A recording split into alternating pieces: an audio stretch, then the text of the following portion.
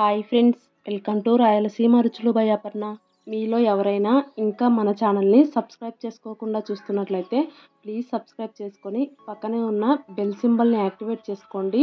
దానివల్ల నేను ఎప్పుడు వీడియోలు అప్లోడ్ చేసినా మీకు నోటిఫికేషన్ రూపంలో వస్తుందండి. అలాగే వీడియోని ఎక్కడా స్కిప్ చేయకుండా చివరి వరకు చూసి వీడియోకి అయితే ఒక లైక్ ఇవ్వండి. ఇవాల్టి వీడియోలో అయితే క్యాప్సికమ్ ఫ్రైని చాలా ఈజీగా ఇంకా టేస్టీగా ఎలా చేసుకోవాలో చూపిస్తానండి. క్యాప్సికమ్ అంటే ఇష్టం లేని వాళ్ళు కూడా ఇలా చేసి పెట్టారంటే క్యాప్సికమ్ని చాలా ఇష్టంగా తింటారండి. ఇంకా ఆలస్యం చేయకుండా ప్రాసెస్లోకి వెళ్ళిపోదాం పదండి. ముందుగా క్యాప్సికమ్ని తీసుకుని దానిని వీడియో క్లిప్లో చూపించిన విధంగా వీలైనంత సన్నగా కట్ చేసుకొని పక్కన పెట్టేసుకోండి. ఇప్పుడు గ్యాస్ పైన ఒక ప్యాన్ పెట్టుకొని అందులో 1 టేబుల్ స్పూన్ ఆయిల్ వేసుకోండి. ఈ క్యాప్సికమ్ ఫ్రైకి అయితే ఆయిల్ ఎక్కువగా పట్టదండి. ఆయిల్ హీట్ ఎక్కిన తర్వాత ఇప్పుడు అందులో తాలింపు గింజలు వేసుకోండి. తాలింపు గింజలలో కొద్దిగా శనగపప్పు ఎక్కువగా వేసుకోండి. టేస్ట్ అయితే చాలా బాగుంటుందన్నమాట. అలాగే తాలింపు గింజలు వేసిన తర్వాత వాటన్నింటిని కొద్దిగా చిటపటలాడనివ్వండి.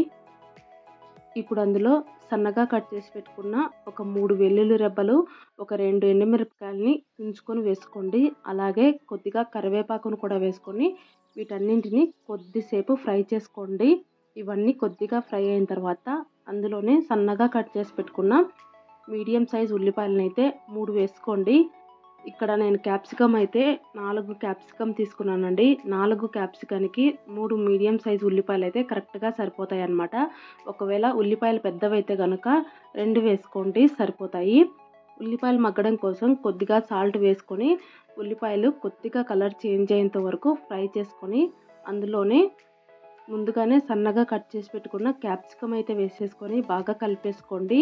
క్యాప్సికమ్ వేసిన తర్వాత గ్యాస్ని మీడియం ఫ్లేమ్లో పెట్టుకొని మధ్య మధ్యలో కలుపుకుంటూ క్యాప్సికమ్ మొత్తం బాగా ఫ్రై అయ్యేంత వరకు ఫ్రై చేసుకోండి. ఇలా ఒక 10 నిమిషాలు మగ్గించుకున్నారంటే క్యాప్సికమ్ అయితే మొత్తం మెత్తబడిపోతుందండి.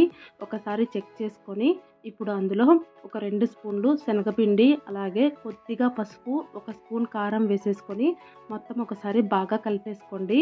క్యాప్సికమ్ ముందుగానే కొద్దిగా ఘాటుగా ఉంటాయి కాబట్టి కారం అయితే ఎక్కువగా వేసుకోవాల్సిన అవసరం లేదండి.